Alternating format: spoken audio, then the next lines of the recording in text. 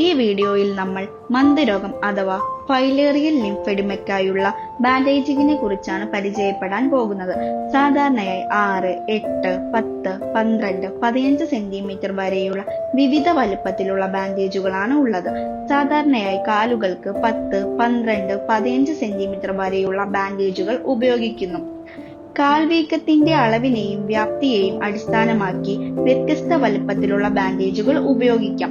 ഞങ്ങൾ മന്ദരോഗമുള്ള രോഗികൾക്ക് 10ഉം 15ഉം സെന്റിമീറ്റർ അളവിലുള്ള ബാൻഡേജുകൾ ഉപയോഗിച്ചു വരുന്നു.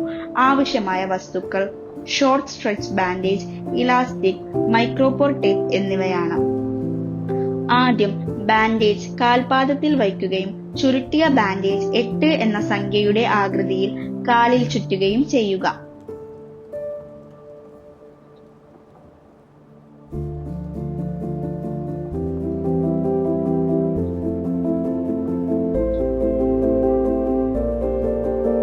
സാധ്യമായ ഏറ്റവും ഉയർന്ന ഭാഗം വരെ തുല്യ ഇടങ്ങളോടെ നെടുകയും കുറുകയും ചുറ്റുക.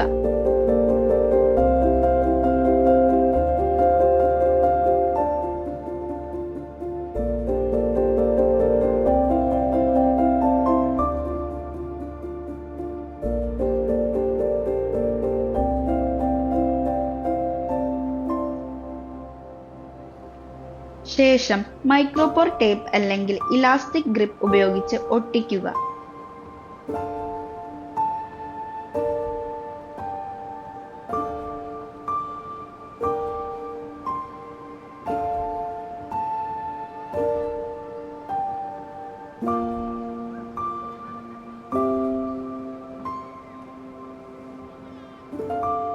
അടുത്തതായി വലിയ ബാൻഡേജ് ഉപയോഗിച്ച് കാൽപാദത്തിന്റെ അടിയിൽ നിന്നും മുകളിലേക്ക് 8 എന്ന സംഖ്യയുടെ മാതൃകയിൽ ചുറ്റുക.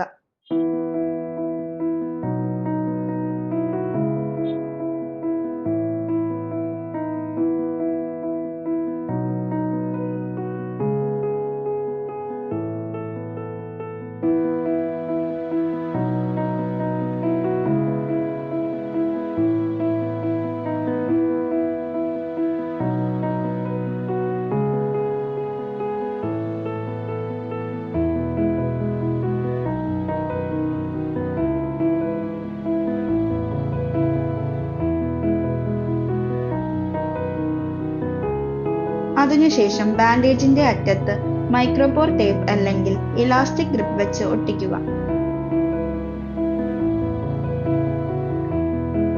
ശേഷം രോഗിയോട് വിരലുകൾ ചലിപ്പിച്ച് വിരലുകളിൽ മരവിപ്പ് അല്ലെങ്കിൽ വ്യതിയാനമുണ്ടോ എന്ന് പരിശോധിക്കുവാൻ ആവശ്യപ്പെടുക. ഉപയോഗശേഷം ബാൻഡേജുകൾ ചെറു ചൂടുള്ള വെള്ളത്തിൽ മുക്കി ഫാനിനടിയിൽ ഉണക്കിയെടുക്കുക. കഴുകുമ്പോൾ തുമ്മാതിരിക്കാൻ പ്രത്യേകം ശ്രദ്ധിക്കണം. കഴുകിക്കഴിഞ്ഞതിനു ശേഷം കൂടുതൽ നേരം തൂങ്ങിക്കിടക്കുന്ന രീതിയിൽ ബാൻഡേജ് വയ്ക്കാതിരിക്കാൻ ശ്രദ്ധിക്കുക.